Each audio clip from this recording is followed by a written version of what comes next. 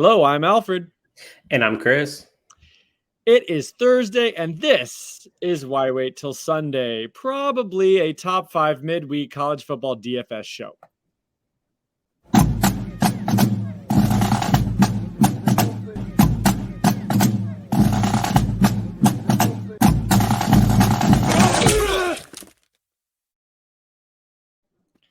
Welcome to week 11, Chris. We've made it into the double digits. We're a solid week into the double digits here. I guess we're getting kind of close to the end of the regular season, although it probably goes to about 14 weeks. There's so many buys and things like that at different times. I think most teams have 3 or 4 more games left. Is that right? Yeah, about. How are you feeling today? I feel not great. Last week was not awesome. Actually ended up doing better on the late slate than the main slate, which has kind of been a little bit of a trend for me. So I don't know what's up with that. I did not play Sam Hartman. We did not play Sam Hartman. I don't think you did. And that probably was a bit of a mistake. I played a little bit, but not enough. Worth every penny of that 10K salary. That's for sure. Not enough. All right. Well, I don't know how you feel about this slate, but we're going to jump right into it. I've got Tyler Van Dyke as the cover boy. He's been pretty good for Miami, and we've got a big rivalry game, Miami at FSU, to talk about. So congratulations to Tyler. You have made the Why Wait Till Sunday main graphic. But let's kick it off with Mississippi State at Auburn. Tell us about this SEC West matchup, Chris. Yeah, so this is an interesting one because it probably matters a lot for the state of both of these programs. Not necessarily long-term, but this year it makes a difference. So Auburn comes in favored, and they've been really solid. But Mississippi State's playing better defense as of late, and their offense is kind of always prolific. So I think this is a big game where it will matter for the SEC West if Bama trips up anywhere. But outside of that, I think that it's just going to be like a good kind of funky, hard-nosed football game. Probably so. That's usually how the SEC West is run, except for Ole Miss, of course. West Virginia at Kansas State. This is not your typical Big 12 matchup. I mean, both these teams are pretty good on defense. They play fairly slow. This isn't as wide open as you would maybe expect from a Big 12 matchup. The point total, as you might expect, sub 50. It's only 47.5. Kansas State is a 6.5 point dog, meaning their implied total is 20 versus West Virginia's 27 or 20.5, I should say. I'll kind of just like make round numbers there. Kansas State's defense is pretty good across the board. The only thing they kind of rank near the bottom of is the opponent's pass yards per attempt. But they just limit plays so much that the raw volume is not really there when you play Kansas State. But they do give up somewhat of a lot of yards per attempt, at least. There's just not many attempts. West Virginia, good against the run, pretty bad against the pass. But Kansas State, pretty bad at passing the ball. And they're good at running. I mean, they've got Deuce Vaughn. He's a great little player, but West Virginia's strength is their run defense. So kind of a weird matchup. Not sure it can be exploited. Take us to Oklahoma at Baylor as Caleb Williams continues this crazy run he's on for Oklahoma, and they're somehow still undefeated. Yeah, Caleb Williams has just totally changed the offense in just so many excellent ways that Spencer Rattler couldn't. They're 5.5 point favorites here with a total of 63, which is actually the highest on the slate. I think that this might be a trap for the Baylor offense that nobody's quite talking about quite like a bunch. So the Oklahoma defense has been missing a ton of players in their secondary, and they got a couple back against Kansas, but I think they're going to add a few again this week. And I think that's going to make a really big difference. So I'm really interested to see how this game plays out. But I think people gravitating to a cheap Jerry Bohannon and Tyquan Thornton may be disappointed this week. So I think this is a game where the total doesn't necessarily reflect changes from a personnel perspective for Oklahoma. So I'm fascinated by the way this game plays out. Yeah, I'm not thrilled about playing Baylor either. Then I've got a fun one. G5 special here, UCF at SMU. I think it's the only G5 on the slate. So at least they're giving us one here. You got to like this game. The point total is somewhat modest. I mean, it's 60.5. That's not crazy high, but it is on the higher end for the slate. SMU favored by 7.5 gives them a team total of 34 versus UCF's 26. SMU's sixth highest team total on the slate. I think UCF could probably go over their team total of 26. I probably like the over in this game, which means I think there's definitely some players we're going to want out of here. And SMU's defense is just cannot stop the pass. I mean, their secondary, you've talked about it before, just atrocious. Definitely will have some Knights passing game. In fact, one of their receivers is probably my favorite play on the slate. We'll get to that in a few minutes. Rutgers at Indiana, have fun. You can make it. just sigh because I don't think there's a player in this Why game. Put this game on the slate? Honestly, why? I agree. I just have very little interest in either of these offenses. Rutgers defense isn't that bad against the run. Do we trust Indiana's pass defense? Not really. I don't even know who's starting for Indiana this week. I thought it was going to be Donovan McCulley, but I think it's going to be Jack Tuttle. Penix is like practicing, I think. Penix is practicing, so there's no clarity there. Rutgers has a bad pass defense. Indiana has a good defense. I mean, the total is 43. This isn't a game that we need to make anybody a priority target in. That is true. Michigan at Penn State. They love the Big Ten over at DraftKings. Again, I mean, it's a marquee game. I get it. It's going to be like primetime or whatever. This is your dad's favorite football game. Put your hand in the dirt and you put on a hat. That's what kind of game this is going to be. As with a lot of Big Ten, if you're not talking about Ohio State, it's good defense, pretty trashy offense, and that's about it. I mean, Penn State cannot run the ball at all. I mean, we're talking like 120th in almost every single rushing category. Michigan's defense is obviously very good. That's the one thing they can do. And it's pretty much the same on the other side. The only defensive unit that's a little shaky might be Penn State's run defense, and that's actually been worse of late. I'd have to check. I think they lost someone in the middle that was a big deal player-wise, and I'm not sure if he's back or what the status is there. So that might be something to look into if you're interested in doing the Michigan a back in the Michigan offense. That might be the only way we look at this. I don't think it's a target for me, but that's something that you might want to look at. Northwestern at my thing's blocking this here. I actually can't. Wisconsin. Yeah. Northwestern at Wisconsin. Yep. Northwestern is so bad. Certainly there's something on Wisconsin you want to use, right? Yeah. I like Braelyn Allen. He's been awesome. Yeah. The total here is 41. So, I mean, I'm not loving this game, if I'm being honest, but Northwestern has not been the defense that people think they've been. I mean, they've ranked terribly against the rush this year. So I think Wisconsin pretty much has their way. The Northwestern implied team totals 8.3 right now.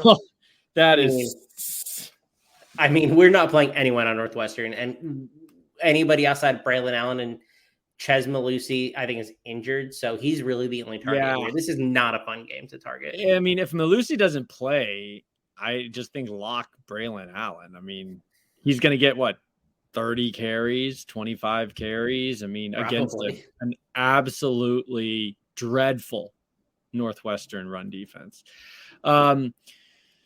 Georgia at Tennessee, marquee SEC game here. Tennessee's been good on offense. They've really turned that whole team around. They can really throw the ball now. Hendon Hooker's been really nice. He can run as well. He's got some dual threat, but it's Georgia. It's 56 implied total. Georgia's team total is 38. But again, Stetson Bennett might throw for 202. They'll have 3 running backs get in the end zone. And, that's 38 points for you. So I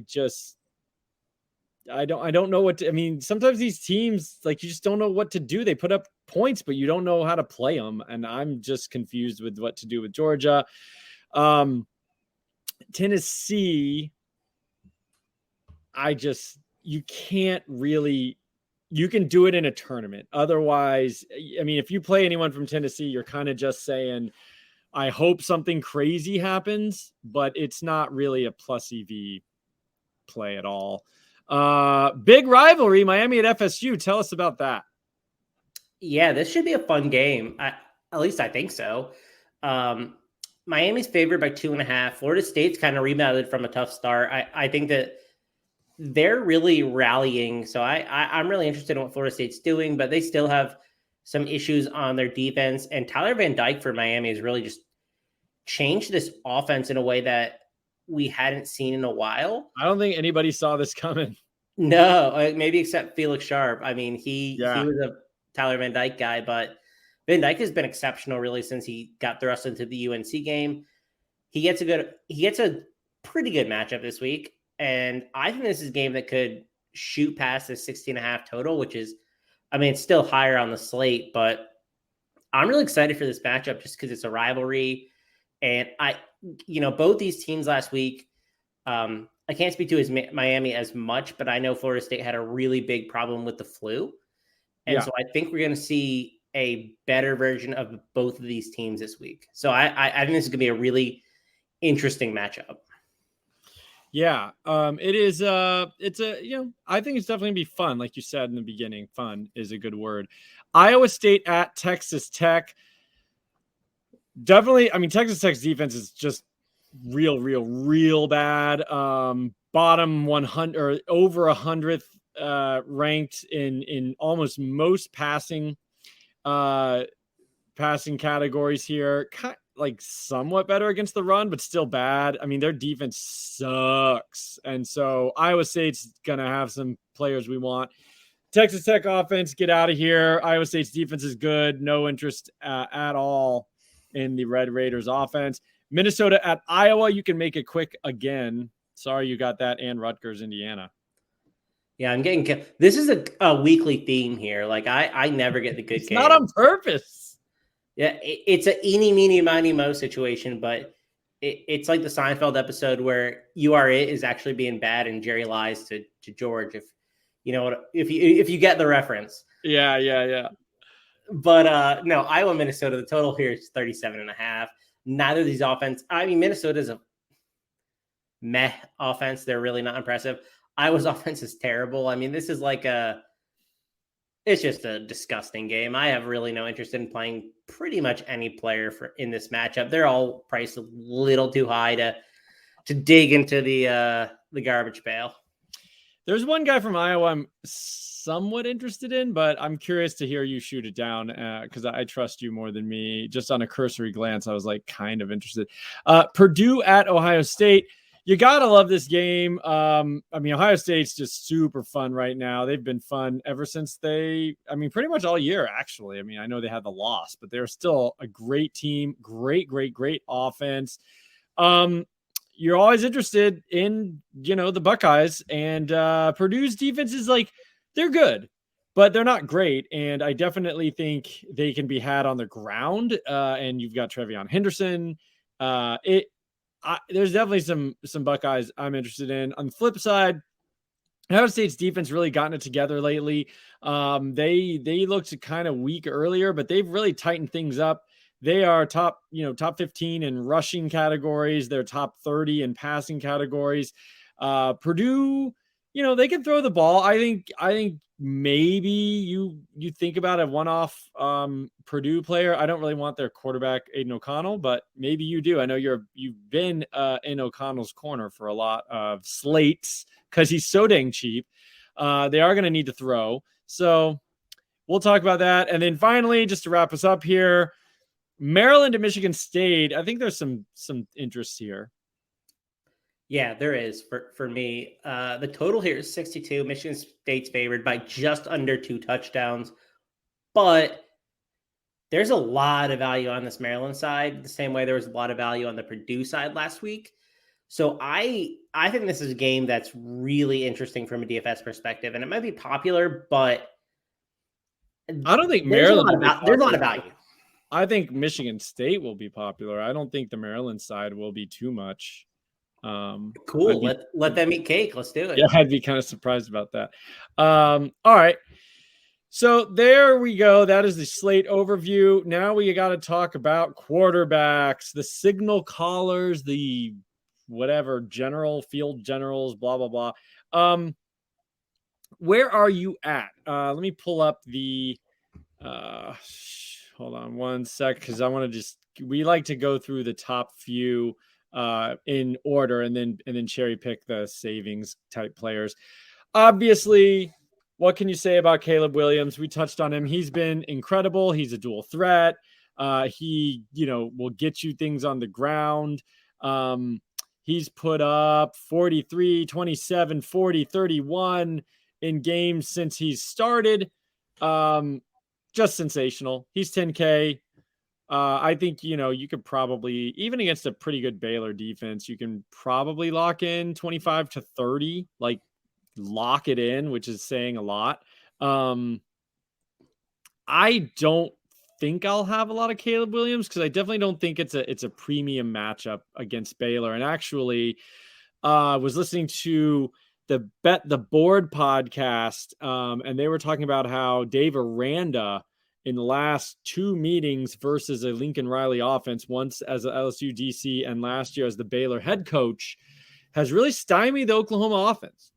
So I don't know, maybe he's, kind of got a little bit of a special recipe, secret sauce against Lincoln Riley. I don't know, but I just think this could be a bit of a floor game rather than a ceiling.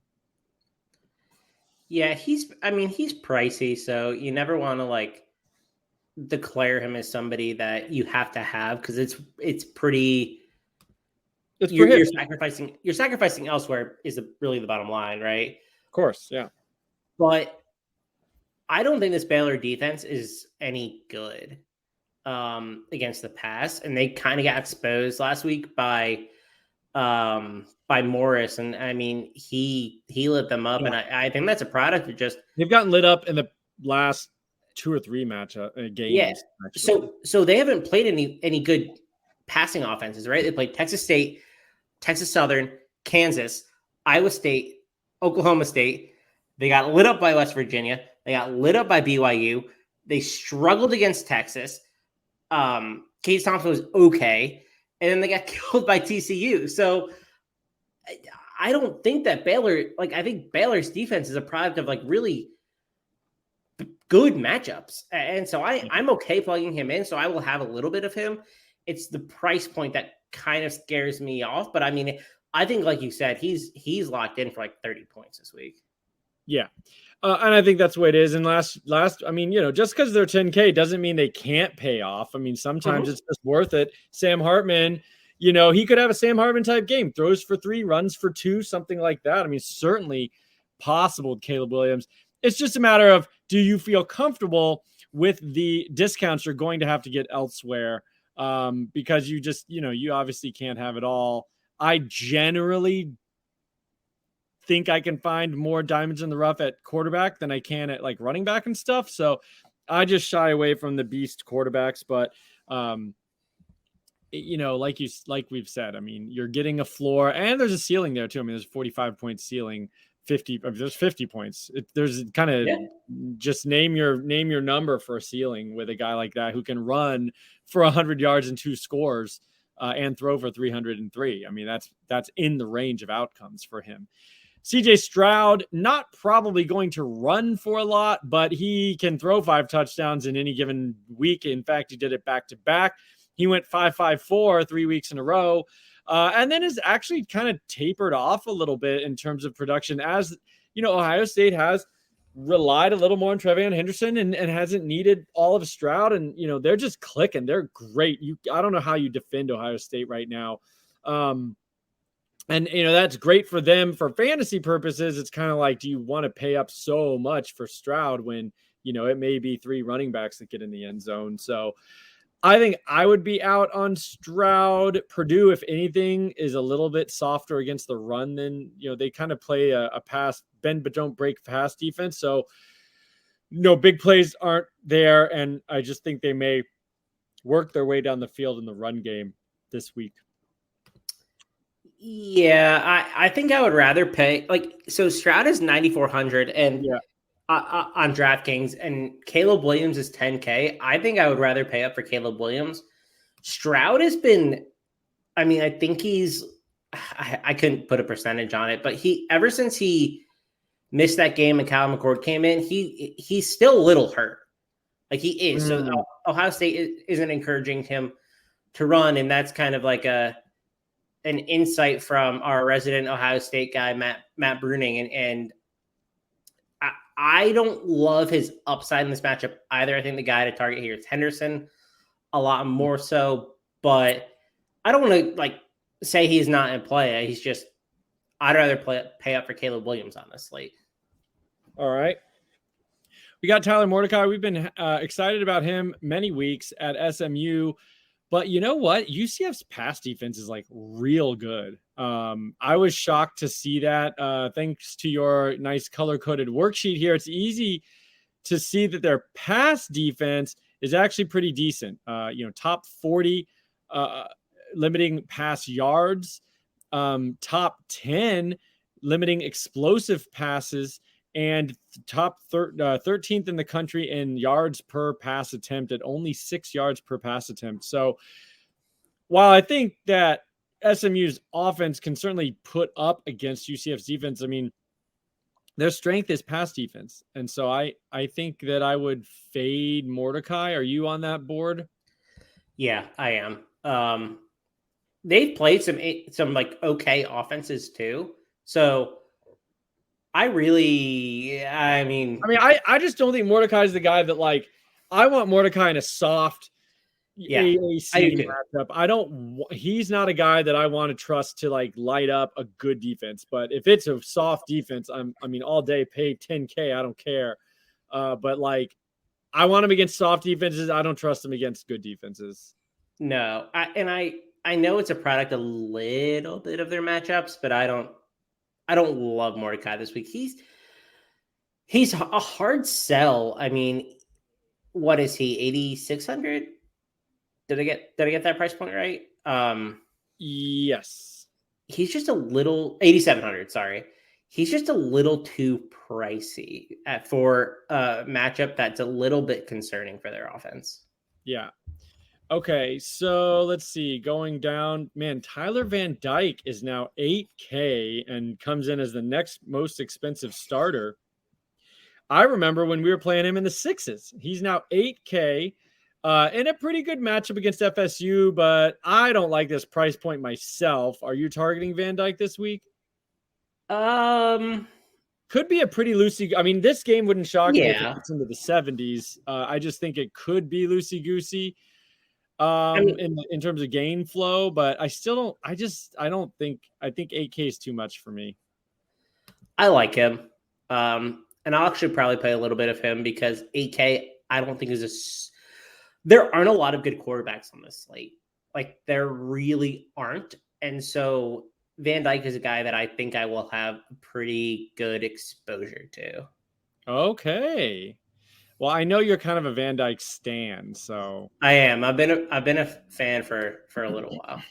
All right. Well, let's move on. Gary Bohannon, we've already kind of talked about him. Not very interested in Bohannon or the Baylor pass offense for 7,200. I'm still not interested. I don't think you are either. Stop me if you disagree. But moving down just to cherry pick some value guys that I personally like. I mean, I actually like Will Rogers for Mississippi State headed to Auburn. Auburn's defense has been good, but I wouldn't call them great. And I think that this is a premium letdown spot coming off the loss to Texas A&M, kind of, putting the nail in the coffin for maybe making a backdoor SEC title game run. And they're not formidable. I mean, they're okay. And if anything, they're better against the run than they are against the pass. And when you play the air raid, it's just different. It's not the same passing concepts that you see when you're playing a normal team. I think that Mississippi State will still get their 300 yards passing. I think Will Rogers will still get his 300 yards passing. And the question is TDs. Will he have 2 or 3 or 4? But I think at 7,400 is pretty good. I mean, Mississippi State's, been good. He put up 34 points against Arkansas. He put up Vanderbilt. He put up 31 against Texas A&M, who has a pretty good defense. 33 against LSU, who has a bad defense, obviously. But I just think that this is fairly safe just because of the insane volume. And at 7,400, I kind of like it on this slate. I don't hate it, but I'd rather pay down. He's a lock of 350. Tyler Van Dyke. Yeah, I mean he's a lock for 300 yards, 350. Yeah, 350. I mean, every game. It's just how many touchdowns is he going to score to hit the ceiling is really the bottom line. Touchdowns. I mean, right? Yeah, they're the least explosive passing offense ever. Is how it feels. But that's the air raid. I mean, that's what you get. Yeah, I mean it works. It's just I think you're playing with a little bit of fire with him, and I think Auburn. I don't know. I don't think Auburn's defense is that bad, but maybe I don't know. I don't think they're bad. I just don't think they're stay away good. That's fair. And another guy, I mean, the same game. I don't hate Bo Nix for 6,100. He was smoking hot for a while. I mean, 27, 28, 30, back to back to back against UGA in the middle there for 6 points, but we're not going to hold that against him. And then 2 points last week against Texas A&M. They're at home. Mississippi State, not too imposing, at least against the pass. They're okay against the run, but, bottom quarter in the country against the pass. Plus, Bo Nix is going to give you some stuff on the ground. I was messing around and I just wanted to pay up for running backs actually and receivers. So I found myself going cheap at quarterback, and Bo Nix was one that came up as a super saver that I'm comfortable with. It sounds like you like the higher priced quarterbacks this week. It seems. I don't even like the higher priced quarterbacks. I just prefer some cheaper quarterbacks, to be honest. Cheaper than 61? Do tell. Do tell. So I still like Aiden O'Connell. I'll go back to him again this week. I think Ohio State's defense on paper has been better, but when you watch the games, they're still letting a ton of players get open deep and intermediate. And I think that O'Connell can probably exploit that, especially with David Bell. And they have some okay weapons there. So he's 5,400, which is really cheap, which I love. That is just so cheap. Yeah. So I also like in that not the same game, but in Maryland, Michigan State, I like Toalia. 5,900. Michigan State allows a lot of explosive plays. And I don't trust their defense currently. I mean, they're allowing an explosive pass rate of 14.6, which ranks 100th. They're allowing 24 first downs per game, which is 115th. I think even though Maryland's lost some key players on that offense, I think that Tagovailoa at 5,900 is not a bad deal considering Maryland. I think could keep it at least kind of close in that game. It has the potential to go over. And then I have one more that I like, not cheaper than 6,100, but I really like Mikey Keane this week at UCF. He's 6,400. Yeah. UCS or SMU's passing defense is terrible. It's one of the worst units in the country. It's very bad. And Keane has been like pretty good recently, to be honest. I mean, he had a monster game 2 weeks ago. I think he could keep it up. That was touchdowns. I actually looked at this, and he's not throwing a ton of passes, not even hitting 30 attempts. And I don't think he's a threat to get to the 300 bonus. But yeah, he had 5 touchdowns in that one game. I'd rather O'Connell, but yeah, I mean, I agree with you. You can't go wrong against the SMU secondary. What I like about Keane specifically is that I think in this matchup that he has, like, we've seen the touchdowns be there, right? But we haven't seen the yards. And I think this is like a not necessarily get right spot for him, but like a spot where we can see him exploit some plays deep, because he's been missing Jalen Robinson for basically his entire starting tenure. And I think it sounds like Jalen Robinson is coming back this week. If that's true, then I really like his ability to get deep, because he has not had a good deep option as of late. Okay. I don't hate it. I definitely had Mikey Keane on my short list initially. Then I kind of scratched it. I think that takes care of quarterbacks. I'm comfortable moving on to running backs now. Are you? I don't have. I like Peyton Thorne at Michigan State, but I don't love him. I think there are better options under 7K. I do think he's in play, though. Maryland's pretty bad. I mean, I definitely think having any kind of Spartans on your team, it's just a matter of which one are you going to cherry pick. I kind of would take maybe one of the receivers. We'll get to them. So running backs, Deuce Vaughn. What a rise for this guy. 5'6". Nobody cares. He's awesome. He is awesome. But I don't know if I want to pay 9,700 in a game against a good run defense. But he is coming off a pretty ridiculous run. He just had a 50-point game, 30, a 14 against Iowa State, but then 30 again. He's just hit 30 like 6 times this year, and then coming off a 50 burger against Kansas. I don't think I'm paying it, but he's so fun. I mean, I love the guy. Oh, I love Deuce Vaughn. He's one of my favorite players in the country. He's like, I think I comped him to like Mighty Mouse the other day. I said, like, this dude just straight up Mighty Mouse is awesome. But I think I agree with you. I mean, 9,700 is a lot for a running back, and West Virginia's rushing defense isn't bad. I mean, I know a lot of his production comes in the receiving game, and that's really where you're getting the most of your value. But I mean, I don't know. I don't love it. Kansas State plays at such a like slow pace.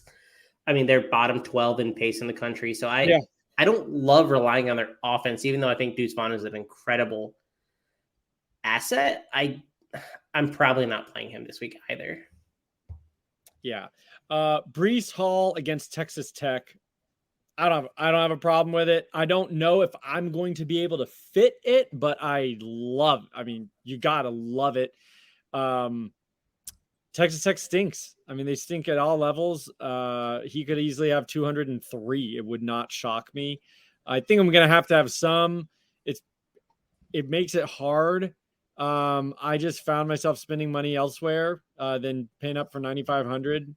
I mean, in my lineup that I kind of did today, fooling around, see what I like the best. I didn't have anybody over 8,200. I kind of went more middle range everywhere instead of paying up for super studs. But Breece Hall is a super stud. You got to have some, because like I said, I mean, I think 40, 50 points is possible. Yeah, I do too. I like Breece Hall. I think he's my preferred target over 9K. I don't know that anybody else is besides him and Deuce Vaughn, but I definitely think I prefer him to Vaughn this week if I'm paying way, way up. And I honestly don't mind doing it, because I think that he and Vaughn have the safest floors. Yeah. But I mean, if you're trying to take down a GPP, you need to get different elsewhere. And I think both Vaughn and I'm not sure Vaughn as much because he's really pricey, but I think Hall will be pretty chalky this week. Yeah, against Texas Tech for sure. And we've had great success playing players against Texas Tech's defense all year.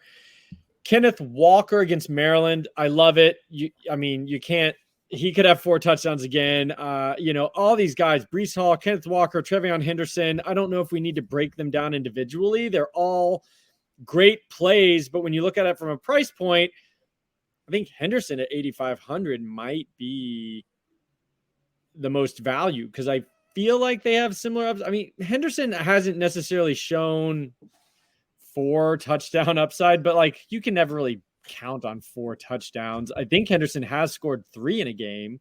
He scored 3 in 2 games. Yeah. So we know he's got 3 touchdown upside. Got to catch more passes than Walker. Probably won't catch more passes than Breece, but at $1,000 off Breece Hall against Purdue, I'm not that impressed with Purdue's run defense. I mean, I think he's in play for sure, but all 3 of them are great. I mean, it's just, what can you fit? Yeah. I like Trevion. He's one of the guys that I highlighted this week. I prefer him to Walker, actually. Yeah, I'd probably agree there. And I think that he's I won't say a lock for 2 touchdowns. Like, who's actually a lock for 2 touchdowns? But he's a guy I think will have a very productive week. Is he a guy that can win you a GPP? I don't know. That's the only concern I have about him. Like, what's his ceiling given how productive that passing offense has been in most of the games this year? So is he really someone who's going to score 3 touchdowns? That's what you probably need. I think Breece Hall has that. I think Deuce Vaughn has that. I think Kenneth Walker has that. Does Trevion have it? I don't know. But he's a guy that I'm still playing because I think he could get there. I think it's less likely than everybody else. But I mean, if everybody else also thinks that, then like maybe you don't need to. Maybe you're different. Yeah. Maybe you don't need 3. Maybe you need 2, and you need a productive passing game from him. So I still like him. I'm not fading him, but that the way the offense distributes like points or like scoring is at least a little bit of hesitation.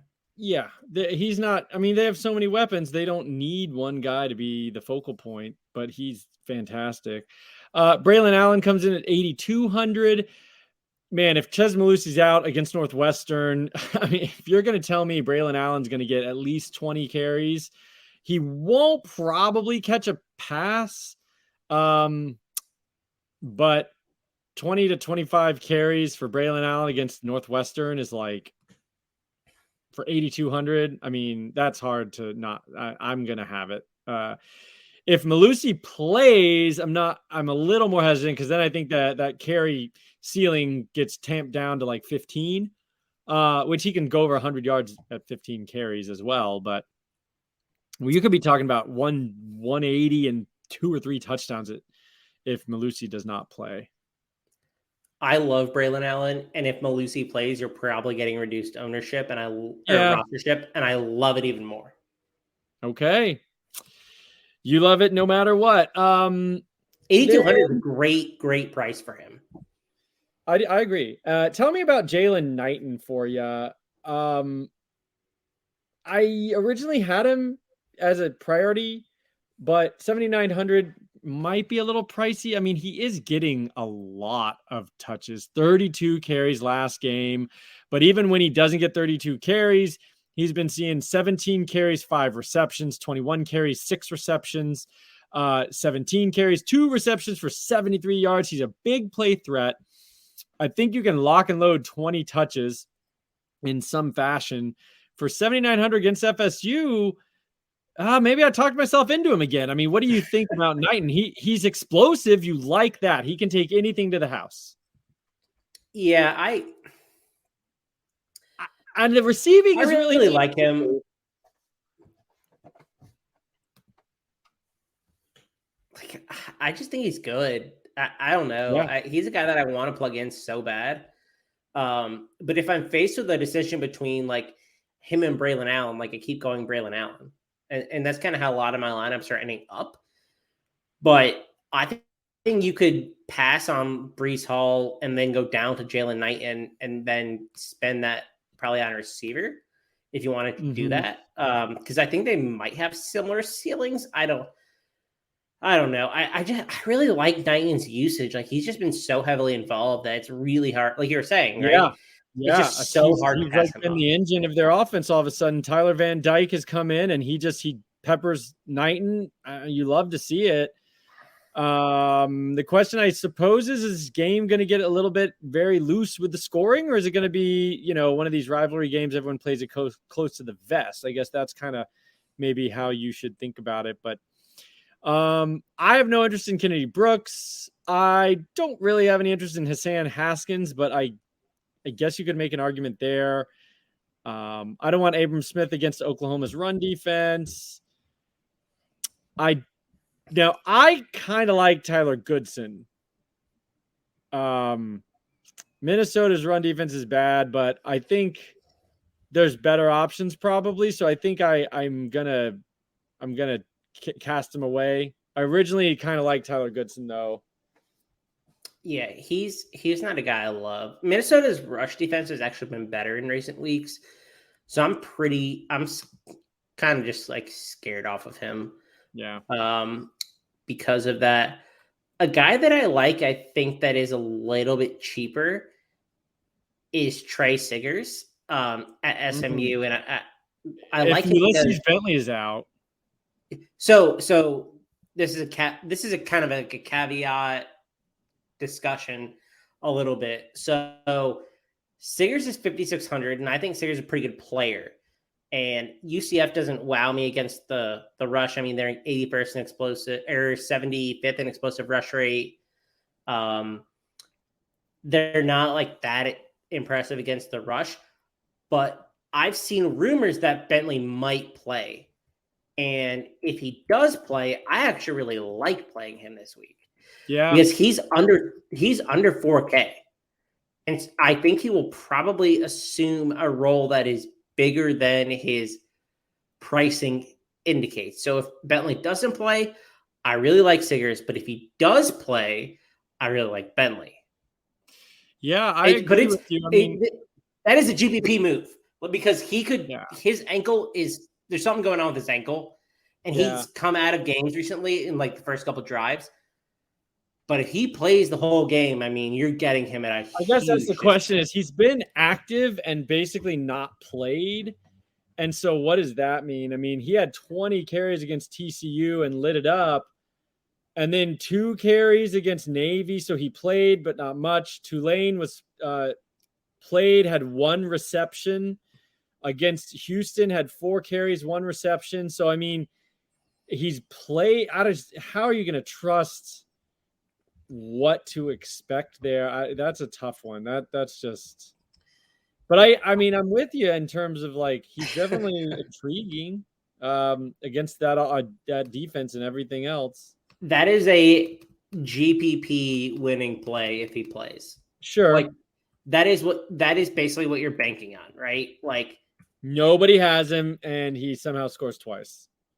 He's 3,700.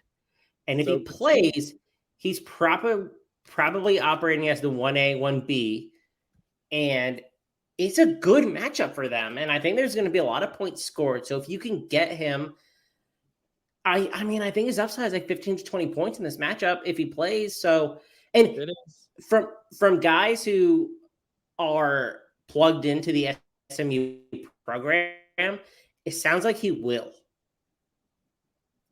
So, well, at 3,700, it's tough not to, yeah.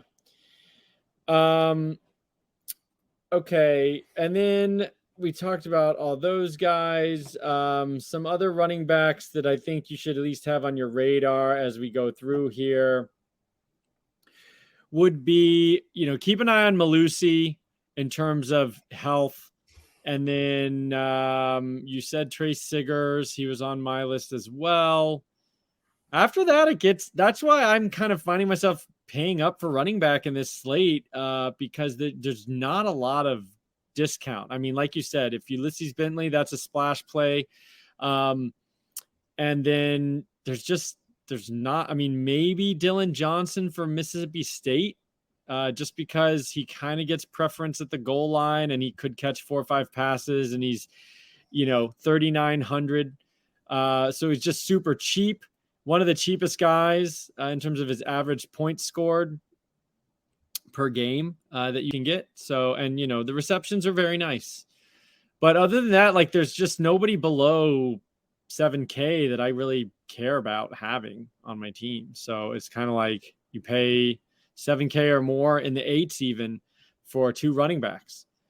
Wide receivers, the most expensive after his massive game last week. And I actually did have a Clifford Dotson stack that did pretty well, but that's kind of the only thing I had that did well.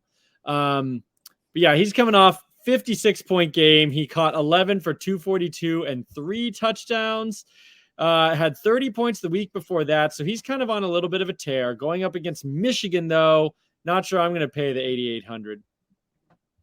No, I'm not. Charleston Rambo in this game. Yeah, I mean, we just move on. Like 8,800 is just way too much. Charleston Rambo is 8K. I don't really love that, although he is averaging 20 points per game, which kind of surprises me. He actually has had 2 36-point games in recent history, coming off 7 for 210 and a touchdown against Georgia Tech. Yeah, I mean, would you stack? I mean, you like Van Dyke? Would you stack Van Dyke and Rambo? Yeah, I mean, he has 31 targets in his last 3 games. Like, he's absolutely the wide receiver 1 there.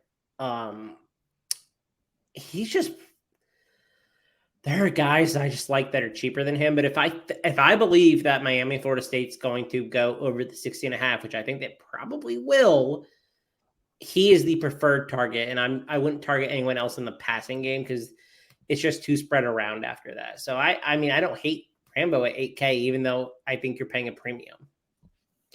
Yeah. JSN coming off another monster game, 15 for 240 and a touchdown at 5,800. Now he's 7,800 against Purdue. Garrett Wilson's probably going to play, so I think that's just kind of like a no-brainer fade. I mean, not that he's bad, but I mean, if they're all 3 receivers, I just don't think you're going to see that again. So that's a pass for me. Polk, Hutchison, Danny Gray for SMU. I'm not interested. About you? Not really. I mean, he's been fine. I don't think 7,100 is a bad price either. I think I'd rather take a shot on Rashee Rice at a $1,400 discount, though. I mean, we've been doing Rice all year. Yeah, we've been doing the alternates all year. I don't love, like I said, I don't love Mordecai. I'm not sure I love the SMU passing offense. What about, so this is one of my favorite plays, although you mentioned that Robinson might be back for UCF, but Ryan O'Keefe, he's got like 31 targets in his last 3 games, looking at your sheet that you give out to me every week. And, he's actually got the most, I think, tied for 4th or 5th most targets on the slate over the last 3 weeks. And the next closest guy in terms of price is 8K, and he's down at 7,200. I had the opportunity to watch UCF a couple weeks in a row. He's really good. He's extremely fast, very quick twitch guy. For sure, big play threat, volume guy, getting all the targets. I really like him for 7,200. Now, I guess if Robinson plays, he would be preferred because he's got to be cheaper. I actually don't know off the top of my head. He's 5,900, so he's so much less. If Robinson plays, I'm playing Robinson. If Robinson does not play, I love O'Keefe. I think I have him highlighted as one of my favorite plays of this week. Contingent on Robinson. Fully, actually, Robinson. So he probably is going to play. Yeah, I think it sounds like he will. But if he does not, O'Keefe. If he does, I think you play Robinson and you stack him with Keane at 6,400. And you could do a 3-way stack. Honestly, like you could go all 3 and just you really could just have a lineup that's UCF stack, run it back with Rice on the other side, and Yeah, I think that'd be a great play, actually. Okay, so yeah, that's the UCF passing game. David Bell is at 6,700. That makes no sense. I get the matchup isn't great, but we already talked about Ohio State's not that concerning. David Bell just had 11 for 217. Why is he? And he was 7,400 against Michigan State. Now he's 6,700. This feels like you like O'Connell. Stack him with Bell. I mean, that seems stack him, don't stack him, but play David Bell, right? Does that feel too obvious? Like, oh, it's gonna be chalk as hell. But can you afford? I mean, eat that chalk? He's gone down in price, and I think the thought is Ohio State can scheme against him better than anybody else we've seen recently, which I think is probably true. But do we care? I don't know. I guess I'm not sure we do. The only team so far that has schemed him, quote unquote, is Wisconsin. He went 6 for 33, didn't get in the end zone, only scored 9 points. Iowa, who's supposedly awesome, he had 11 for 240. Nebraska kind of held him in check, 9 for 74. I don't know. They have the athletes to check him. If you go O'Connell, I think you go Bell. I could also go with the Anthrop. We like him here on this podcast. And once again, he was used in interesting ways. They got him a couple of rushing carries last week. Again, he's really come on as kind of a diverse weapon. He's had 5 carries in each of his last 2 games and 6 receptions. So, you're talking about 11 touches for 4,200. That's tough to beat. And scored a touchdown in the past 2 games. He's really come on. I mean, he's just become their second highest used weapon behind Bell. So I think Anthrop, maybe you say they scheme Bell and that opens the door for Anthrop to get even more. I really like him at 4,200. I don't hate him. And we've actually talked about him a lot this year. I think probably more than anybody else has. He's kind of a random guy, but yeah, he's really come up in conversation. Right? But I like him for the same reasons that you do. Yeah. Let's see. I'm going to just call out a couple others. This is definitely your thing. The West Virginia secondary receivers. I think I like them again a little bit against Kansas State. They're just so cheap. They get pretty hefty targets. And Kansas State, we already talked. I think I mentioned they kind of have some explosive pass deficiencies. 96th, they let a lot of yards per attempt, basically on the slate. But they're kind of limited in the volume you're going to see. But it's 4,700, 4,600 for Wright or Ford Wheaton. I kind of like Wright for 4,600, potentially for a cost saver.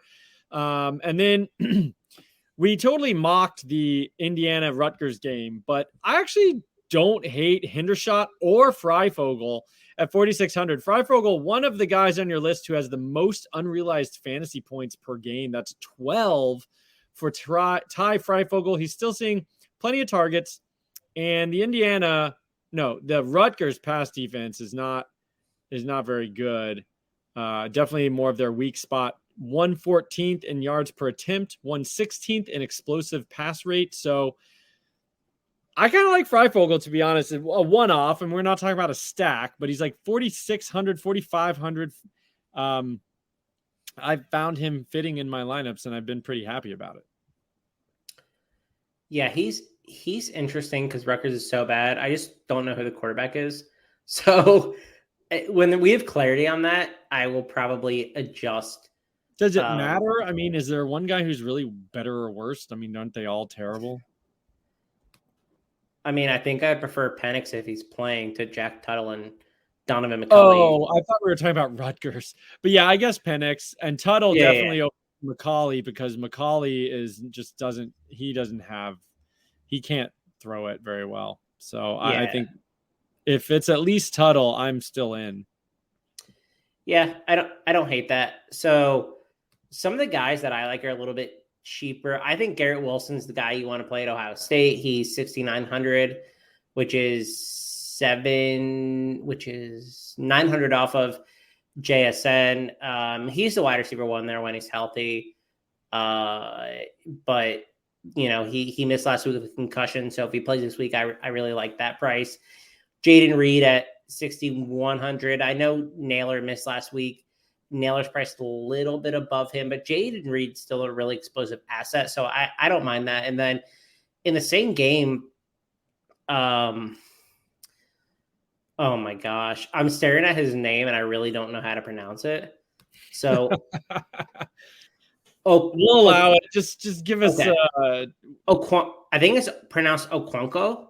Oh, yes, the tight end for Maryland? The tight end for Maryland. He has 22 targets over his last 3 games, which leads the team. He's coming on. Yeah, at 4,200, I mean, that's really nice against the Michigan State defense, who has not been impressive this week. And then I'm with you on the West Virginia passing game. I think Winston Wright is really interesting. I think he's my preferred target there because he's a little bit cheaper, and he and Bryce Ford Wheaton are vying for the same targets, but I prefer him as well, just for a little bit of savings. And then in the Florida State Miami game, I have kind of found interest in Keyshawn Helton. He's 4,300 for Florida State, and I don't mind Jordan Travis in this matchup either. We didn't really talk about him much. I think he's an interesting play, assuming he's healthy. But Keyshawn Helton is a guy that I like in a one-off anyway. He has 13 targets in his last 3 games, but 4.6 unrealized fantasy points. I think he's the guy you want to target in this matchup for sure. Especially we think that 60.5 total is going to either be realized or go over. But there aren't a lot of guys under 4K that I love this week. I think we're sitting mostly in the 4 to 5K range. Yeah, I agree. There's just not a ton of value. I mean, Aiden O'Connell might be the biggest value. There's not tons of other values. I'm happy wrapping it up there actually with the wide receivers. We're keeping it under an hour. That's good for us. And, why wait till Sunday? Play some DraftKings college football slate on Saturday. And then also tune in for Saturday morning from 11 to 12. Well, you can tune in at 10. Chris will be there at 10 talking about kind of more the college football angle. But then from 11 to 12, we're going to talk about updates to the our sheets, updates to what we like, what we don't like.